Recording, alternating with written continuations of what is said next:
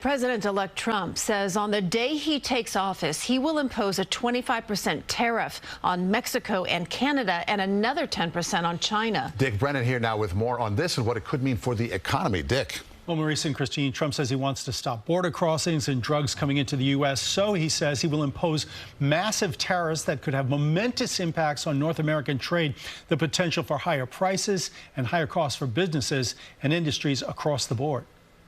President-elect Trump is vowing to follow through on his tough campaign rhetoric, saying that on day one in office, he will sign an executive order that would charge Mexico and Canada a 25% tariff on all products coming into the U.S.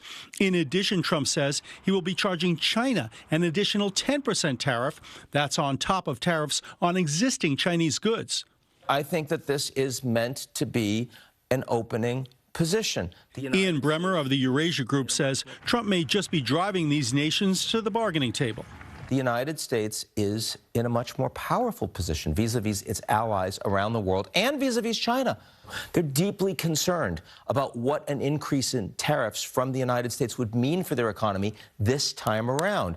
This comes on a day of a major legal victory for the president-elect. Special counsel Jack Smith moved to drop 2 federal cases against him, one accusing him of attempting to overturn the 2020 election, and another of illegally retaining classified documents.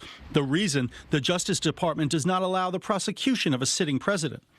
These prosecutions, from Jack Smith's perspective, are ending with a whimper, not a bang. Today, Trump called the cases a political hijacking. Donald Trump won the verdict of the American people, not Jack Smith. Okay. Trump still faces an election subversion case in Georgia and sentencing in the so-called hush money case in New York. I strongly suspect that the prosecutors and the judges in those cases will take a look at what Jack Smith concluded, at what the Justice Department concluded, and give a hard look as to whether the same outcome is required. Of course, in the New York case, the judge has paused the sentencing indefinitely. As for the federal cases, one judge already reacted to Smith's filing today and dismissed the election interference case. Christine. All right, Dick, thank you. With President-elect Trump naming Jay Clayton as Manhattan's top federal prosecutor, today, Damian Williams announced his resignation.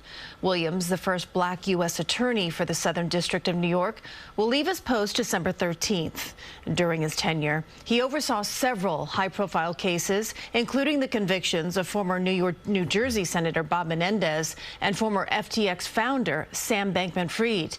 Williams' office also issued charges against Mayor Eric Adams and Sean Diddy Combs. It is official. Former Sanitation Commissioner Jessica Tisch is now New York City's top cop. An army of sanitation chiefs walked with Tisch to police headquarters for her swearing-in ceremony today. She takes over at a time of turmoil in the city and in the NYPD. But the mayor and 3 former commissioners, Bill Bratton, Ray Kelly, and Dermot Shea, all sang her praises. She worked for each of them during her 12 years previously in the department.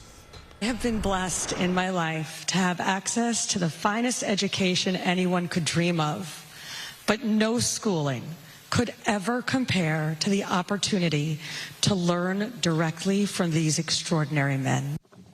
Tisch's mother held her grandmother's Bible for the swearing-in. Her family, including her sons, then posed for a photo.